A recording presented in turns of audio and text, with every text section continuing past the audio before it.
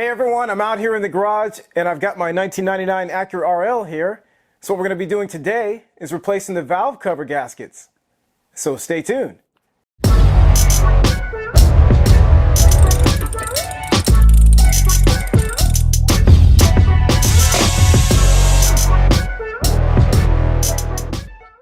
So the valve cover gaskets on the 1999 Acura RL are not due, but I figured I'd go ahead and make a video anyway.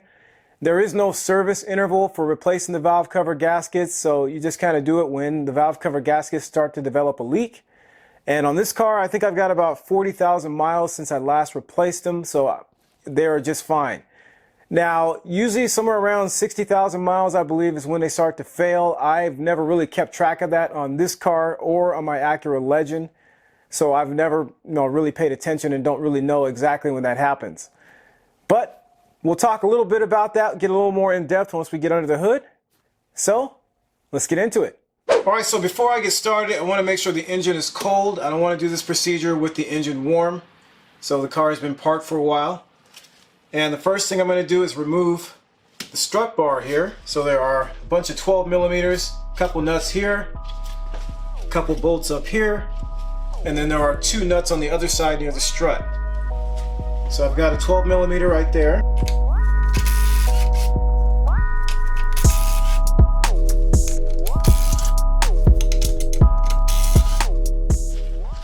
You may have to get this hose out of the way to get to the nuts on this side.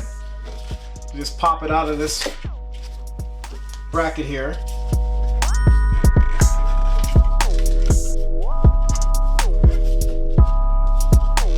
There we go.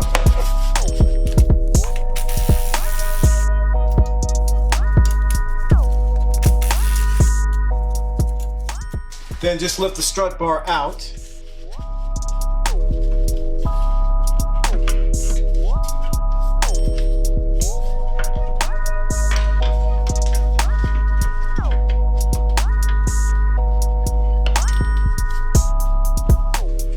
Alright, so next we need to get the engine cover off. We've got some 10 millimeters up here. There's one right there, one here, one there.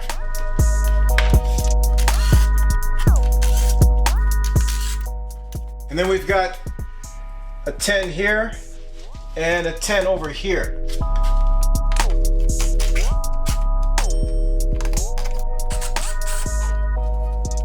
Okay, then just lift the cover off. Set that aside. Alright, so I've got the engine cover off and we're going to work on the passenger side first. So I've got a fender cover over here. So as you can see, here's the valve cover. And there are a lot of things to remove to get to this valve cover, so we're going to walk through all that. So the first thing we're going to do is remove the coil packs here. We'll take those out one by one. So there are 3 of them. So to do that, you just unclip it from here. Pop it off. That one's on a little tight there. And we'll do the same thing for this one.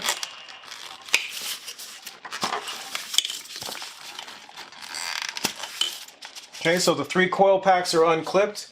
Alright, so we'll remove these 8 millimeters. There are 6 of them.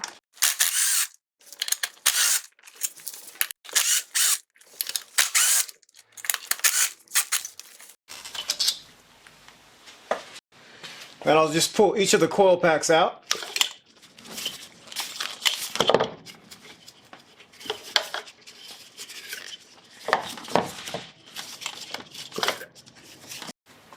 Alright, so I'm going to move from left to right. I'm just going to take everything off in the back and just kind of work our way to the right here. So I am going to first of all unclip the wire harness from here using some pliers.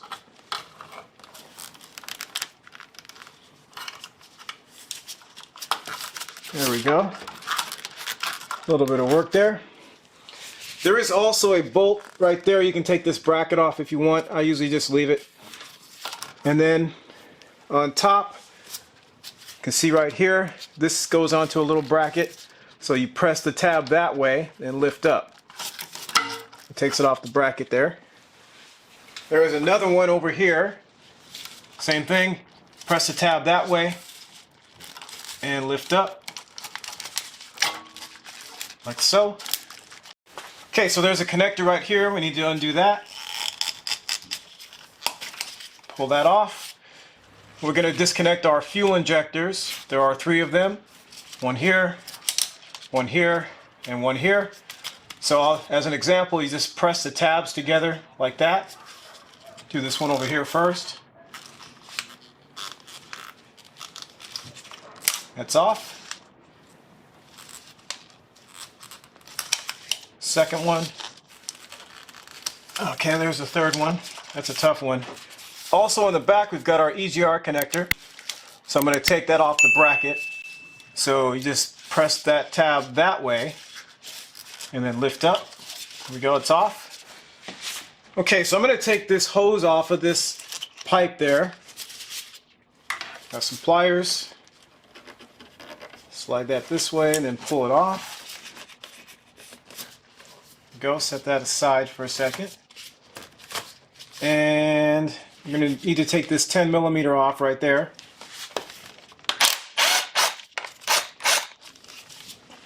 Okay, so now this pipe can come up. It gives us a little more space. Alright, so there is a clip right there. You may want to take this off the bracket just to make sure that this is high enough and it won't be in the way of the valve cover. There we go.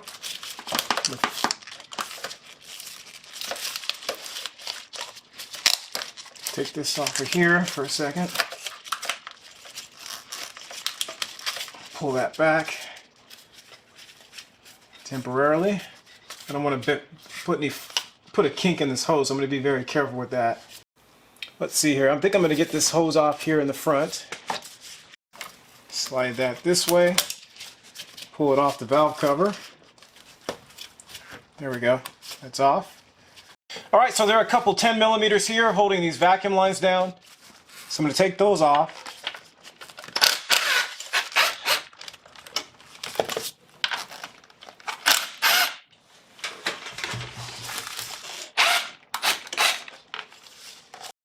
I'm going to take these hoses off the front here. Alright, so there is another bolt up here holding this vacuum line down. It's right up here on top of the fuel rail. So I'm going to take that off. That's also 10mm. So this should be able to come up much higher now. So it's up to you. You may want to take this out. You may want to undo all the vacuum lines and take this whole vacuum assembly out. It's a little bit of work to get to it because it's under this harness, but it shouldn't be too terribly difficult to do that. So if you're going to do that, I would take some pictures and make sure that you know where all the vacuum hoses go. Alright, so I've undone all the hoses here. What I'm going to do is take this vacuum hose assembly out. Again, you don't necessarily have to do this, but I think just so you can see what I'm doing, I'm going to go ahead and take it out. So you have to lift up on the wire harness. Just kind of slide this out, work it out.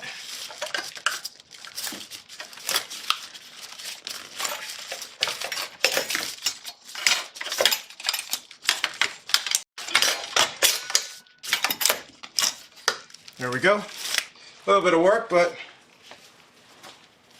there it is. Alright, so there's a 10mm right here that holds this bracket on. I'm going to take that off.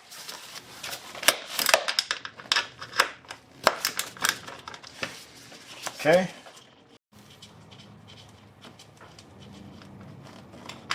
Pull that out. So now this is free here. You can just drop that down. So the valve cover has even more space. Alright, so the oxygen sensor on this side clips into a bracket that is attached to the valve cover. So I'm going to unclip the oxygen sensor.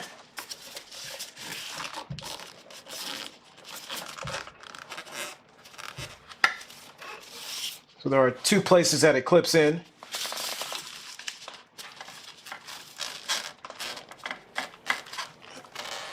There's the second one. Alright, so now we're at the stage where we can start removing the nuts for the valve cover. So there are 4 of them. There are 2 up top. 1, 2. 2 more down on the bottom. 1 right there and 1 here. So I'll take those out. Those are 10mm.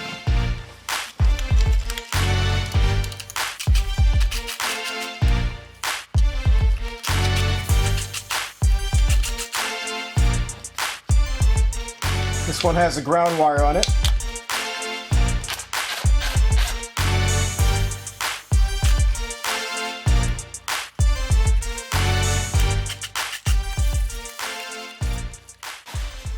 Alright, so we can go ahead and pry this off now. Usually it doesn't come off by hand very well. You can try rocking it off. If it hasn't been on very long, a lot of times it'll come off. But I also use a pry tool too. You want to be very careful with this that you don't mar the cylinder head. So I would get my pry tool in like this. Just kind of gently lift up in a couple spots here.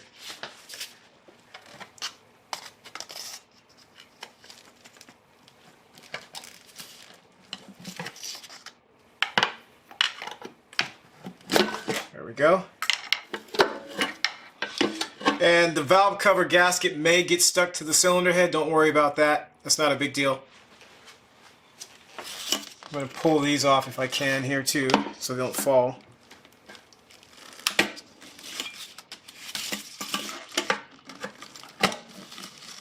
There we go.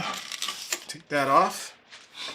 The ones on the bottom, I'll just see if I can pop those off too. Here's that one. They like to fall down inside the engine compartment. That's why I wanted to get those off now. So, grab that one. Alright, so I'm going to go ahead and lift this off now.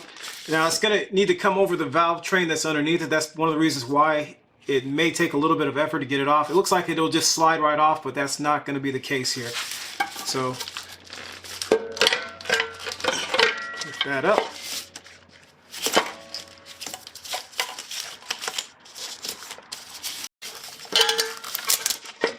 Pull up here. This AC hose is always a pain in the butt.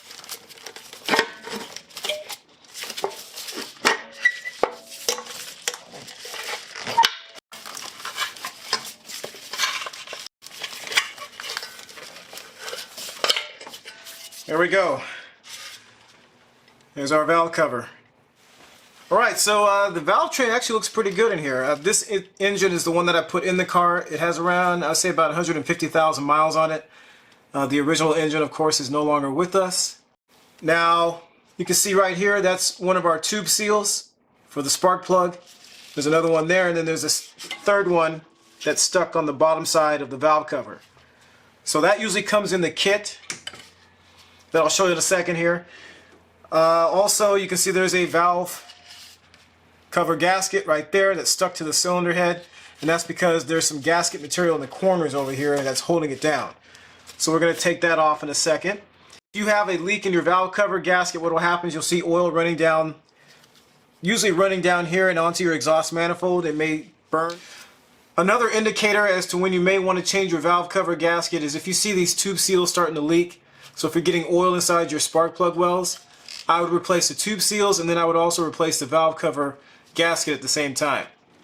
Oil pooling in the spark plug wells can also point to worn O-rings between the cylinder head and the rocker assembly. If you notice a trail of oil in a spark plug well that starts at the top of the well, it's most likely caused by a leaking tube seal. Alright, so we've got the valve cover off. Now, one thing you may want to do is clean this up. So on the interior, I wouldn't worry so much about the interior. If you want to, you can clean it up. You can use something like a brake clean or a carb cleaner. I would let any chemical you use, let that evaporate before you put it back on the car though. And on the outside, same thing. This is a good time to do that kind of thing, clean this up. So what I'm going to do now is go ahead and pull one tube seal off, another one, take this off.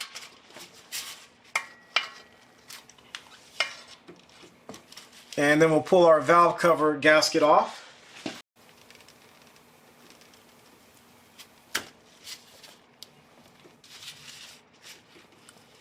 There we go. There's our old valve cover gasket right there.